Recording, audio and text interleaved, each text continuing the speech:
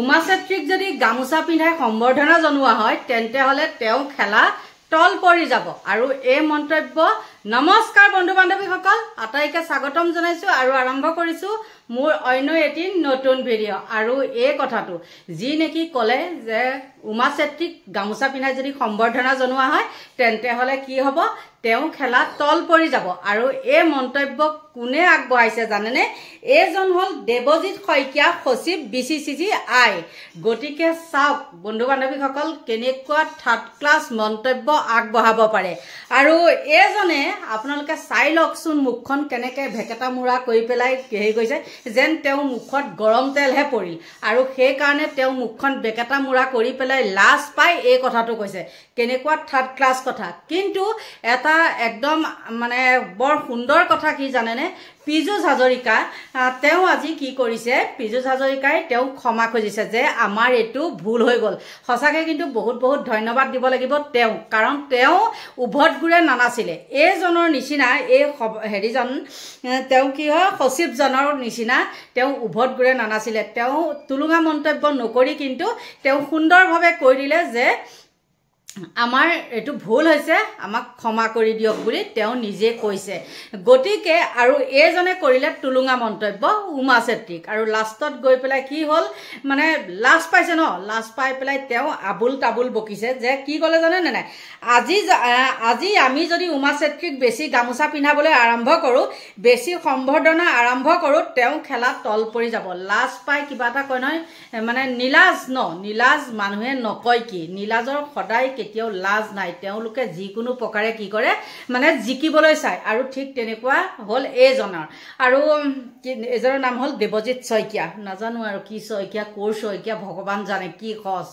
গতিকে বন্ধু বান্ধৱীসকল আৰু পীযুষ হাজৰিকাৰ মই কথাটো কলো আপোনালোকক আৰু কালি মোৰ আৰু এটা চেনেল আছে সেই চেনেলটোত অৱশ্যে মই উমা চেত্ৰীৰ ভিডিঅ' দিছিলো নিদিয়া নহয় আৰু ক'ব ন যিবিলাক নেকি আমাৰ প্ৰয়োজনীয় সেইবিলাক ভিডিঅ'হে মই দিওঁ আৰু মোৰ আৰু এটা চেনেল আছে নিজুমণি বৰা বুলি মোক সেইটো চেনেলত মই দিছিলো আৰু এইটো ভিডিঅ' বনাইছো মই আজি এইটো মানে পুৰণা চেনেলটোত দিবলৈ গতিকে বন্ধু বান্ধৱীসকল আৰু দিলীপ শইকীয়া আৰু সেই দিলীপ শইকীয়াও কিছু মন্তব্য আগবঢ়াইছে মই আপোনালোকক কম কিন্তু তাৰ আগতে মানে পীযুষ হাজৰিকাই কৈছে কি জানেনে এজন অসমীয়া হিচাপে মই ক্ষমা বিচাৰিছো কিন্তু উমা চেত্ৰীৰ ওচৰত ক্ষমা বিচাৰিলে মন্ত্ৰী পীযুষ হাজৰিকাই সেইটো সঁচাকৈ আকৌ কৈছো বহুত বহুত ধন্যবাদ দিছো দেই যিমান যি নহলেও তেওঁ সেইটো যে ক'লে ক্ষমা বিচাৰিলে সেইটো কাৰণে কিন্তু বহুত বহুত ধন্যবাদ যিকোনো কাম এটা ডাঙৰ কাম এটা কৰিলেও যেতিয়া ক্ষমা খোজা যায় তেওঁ ক্ষমা কৰি দিয়া হয় নহয়নে আৰু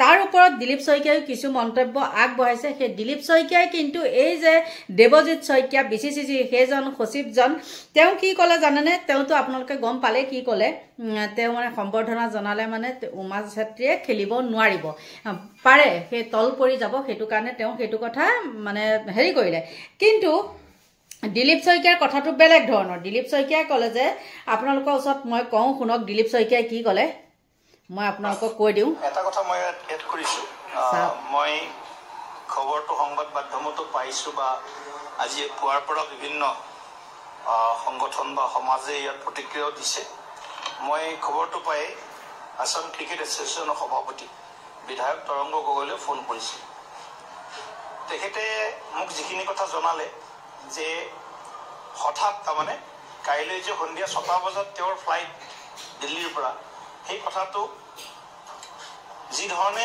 পৰিকল্পনা কৰি হ'ব লাগিছিল সেই ধৰণে নহ'ল যেহেতু BCCI তেওঁৰ টিকেটৰ পৰা অহা যোৱা ব্যৱস্থা আনকি তেওঁৰ ঘৰ বোকাখাতলৈ লৈ যোৱাৰ গাড়ী দিয়া পৰ্যন্ত কামটো BCCI কৰে কিন্তু আমিও এই ক্ষেত্ৰত মানে বা আপোনালোকৰ সংবাদ মাধ্যমত এই খবৰটো তেনেদৰে প্ৰচাৰ নহ'ল যে উমা চেত্ৰী ইমান সময়ত গুৱাহাটী পাবহি মানে কম আৰু যিমান প্ৰচাৰ হ'ব লাগিছিল ইমানো প্ৰচাৰ নহ'ল কিন্তু আমিও তেওঁলোকৰ ফালৰ পৰা তেনেকুৱা খবৰ নাপালোঁ যে উমা চেত্ৰী কালি সন্ধিয়াই আহি পাব কাৰণ প্ৰধানমন্ত্ৰী ডাঙৰীয়াৰ লগত ৰাতিপুৱাৰ ভাগত তেখেতসকলে একেলগে মত বিনিময় কৰিছিল কিন্তু সন্ধিয়াই যে আহি পাব এই খবৰটো বিশেষকৈ মই ভাৰতীয় জনতা পাৰ্টীৰ কথা কৈছোঁ আমাৰ ওচৰত বা মোৰ ওচৰত বিশেষভাৱে তেনেকৈ মানে ক্লিয়াৰ নাছিলে কিন্তু যেতিয়া মই খবৰ পালোঁ গতিকে আজি আমি ভাবিছিলোঁ আজি সন্ধিয়া নিৰ্মলা সীতাৰমণ ডাঙৰীয়ানীৰ উপস্থিতিত আমাৰ পাৰ্টি অফিচতে তেখেতক সম্বোধনা এটা জনাম।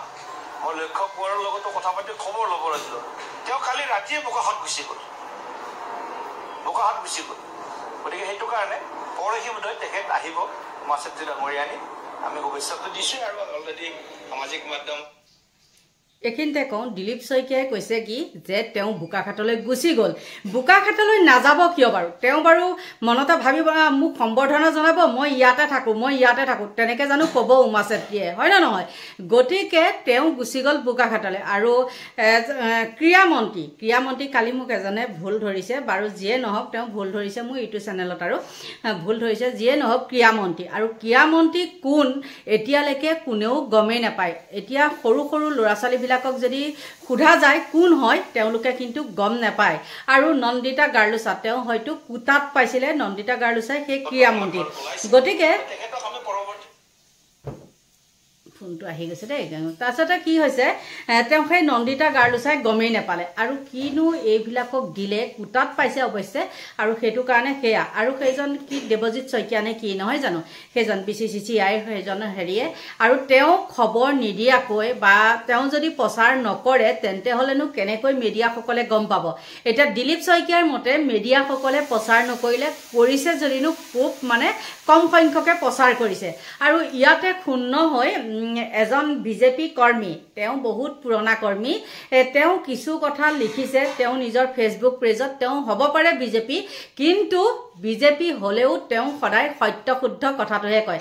আৰু মই পাৰোঁ যদি বাৰু তেওঁ কথাখিনি বা তেওঁ ফেচবুকত কি দিছিলে মই সেইখিনি ক'ম, নোকোৱাকৈ নাথাকোঁ, কাৰণ কালি মই সেইটো ভিডিঅ'টো দিছিলোঁ। আৰু কি জানেনে, যিবিলাক তেওঁলোকৰ দলৰ ভিতৰতো 2 নম্বৰী কিছুমান কাম কৰি থাকে, এই যিজন যুৱক সেই পুৰণা কৰ্মীজনে কিন্তু কি কৰে জানেনে, তেওঁ কেতিয়াও নোকোৱাকৈ বা সত্য শুদ্ধ নিউজটো কেতিয়াও নিদিয়াকৈ নাথাকে। তেওঁ দলত থাকিব পাৰে, কিন্তু তথাপিও তেওঁ সদায় নিৰপেক্ষভাৱেহে কথাখিনি কয়। সেইটো কাৰণে তেওঁক বহুত ধন্যবাদ দিছোঁ। আৰু তেওঁ কিন্তু কালি এইটো লৈ পেলাই বহুতখিনি কথা লিখিছে, নিলিখাকৈ থকা নাই। আৰু মই আপোনালোকৰ ওচৰত কৈ দিওঁ, কাৰণ উলিয়াই থোৱাও নাই দেই, বহুত অকণ ক্ষমা কৰিব, বহুত হেৰি হৈছে, কৈ দিওঁ, আপোনালোকে অকণমান ধৈৰ্য ধৰক দেই। তেওঁ এই ধৰণে লিখিছে যে বিশ্বকাপ জয় কৰি অসমলৈ অহা উমা চেত্ৰীক আদৰণিৰ ব্যৱস্থা নকৰাৰ অভিযোগ, এয়া অৱহেলা নেকি? মহিলা খেলুৱৈ হোৱাৰ বাবে নে গোৰ্খা ছোৱালী হোৱাৰ বাবে গুৰুত্বই নিদিলে? জনতাৰ প্ৰশ্নৰ উত্তৰ দিব লাগে ৰজাঘৰীয়াই। এয়াই নেকি তেওঁলোকৰ গোৰ্খা জনতাৰ বাবে থকা প্ৰীতি? বিশ্ব জয় কৰি অসমলৈ উমা চেত্ৰী উমাক আদৰণিৰ বাবে চৰকাৰে বিশেষ ব্যৱস্থা নকৰাৰ অভিযোগ। গম পালেনে কেনেকুৱা ধৰণৰ কথা? আৰু তেওঁ নিজেই কিন্তু এইখিনি কথা ফেচবুক পেজত লিখিছে, সেইজন এজন বিজেপি কৰ্মী। আৰু তেওঁ দিলীপ শইকীয়াৰ কথাও লিখিছে। তেওঁ কৈছে যে উমা চেত্ৰী কালি অসম আহি পাব বুলি আমি BCCIৰ পৰা কোনো ধৰণৰ খবৰ পোৱা নাছিলোঁ। মই আপোনালোকক ইতিমধ্যে শুনালোৱেই, দিলীপ শইকীয়াই সেইটো কথা কৈছে। আৰু সেইবাবে ভবা ধৰণে তেওঁক আদৰণি জনোৱা নহ'ল। ৰাজ্যিক বিজেপিৰ সভাপতি দিলীপ শইকীয়াই কথাখিনি কৈছে, তেওঁ সেইটোকে ক'লে। আৰু ক'লে যে উমা চেত্ৰীক অপমান কৰাৰ অভিযোগত বিজেপি দল ত্যাগ কৰিছে বহুলোকে। উমা চেত্ৰীক অৱহেলা কৰাৰ অভিযোগত বিজেপিৰ পদত্যাগ, চিলাপথাৰ বিজেপি যুৱ মৰ্চা উপসভাপতি পদত্যাগ কৰিলে। বিজয় বিশ্বকৰ্মা চেত্ৰী উপাধি হোৱাৰ বাবে চৰকাৰে অৱহেলা কৰাৰ অভিযোগ। তেওঁ সেই বিজেপি কৰ্মীজনে ইতিমধ্যে বিজেপি ত্যাগ কৰিছে, কৰিবই। আৰু সেইটো এটা বহুত তেওঁ নিজে হয়তো লাজ পাইছে, আৰু সেইকাৰণে তেওঁ তেনেকুৱা কথা কৈ দিছে, তেনেকুৱা কাম কৰিছে। গতিকে যিয়ে নহওক মোৰ এটাই ভাল লাগিছে, কি হৈছে জানেনে, সেই নন্দিতা গাৰ্লুচা অৱশেষত গৈ পেলাই কি কৰিলেগে, ক্ৰীড়ামন্ত্ৰী নন্দিতা গাৰ্লুচা বোকাখাটৰ বাসগৃহত উমা চেত্ৰীক সম্বৰ্ধনা জনাইছে। আৰু এতিয়াহে গম পাইছোঁ যে সেই নন্দিতা গাৰ্লুচা হ'ল ক্ৰীড়ামন্ত্ৰী। আৰু সেই ক্ৰীড়ামন্ত্ৰীগৰাকীয়ে বাৰু 1 বছৰ নে বা 6 মাহমানৰ 1 বছৰ মানেই হৈছে চাগে, নহয়নে?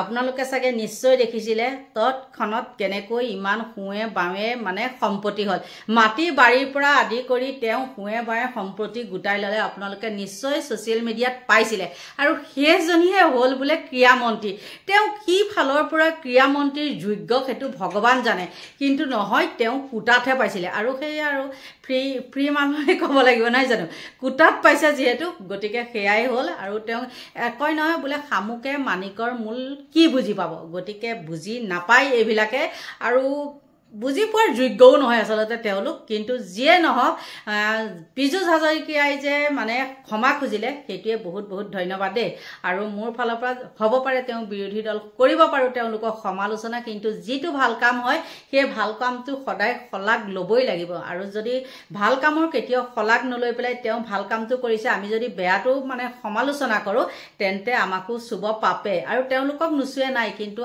আমাক হ'লে পাপে চুব কাৰণ আমাৰ টকা পইচা নাই নহয়নে আমি পাপলৈ ভয় কৰোঁ বন্ধু বান্ধৱীসকল এইখিনি আছিলে মোৰ ক'বলগীয়া আৰু আপোনালোকে হয়তো ভাবিব পাৰে যে উমা চেত্ৰীৰ কথা নাই কোৱা আৰু সেইকাৰণে মই মোৰ ইটো চেনেলত মই কালিয়ে ভিডিঅ'টো দিছোঁ আৰু এইটো চেনেলত মই আজিহে দিলোঁ দেই গতিকে ক্ষমা কৰিব আৰু সকলোকে ভগৱানে ভালে কুশলে ৰাখক তাকেই কামনা কৰিছোঁ আৰু মোৰ ভিডিঅ'টো ইমানটা সামৰণি মাৰিছোঁ বাই বাই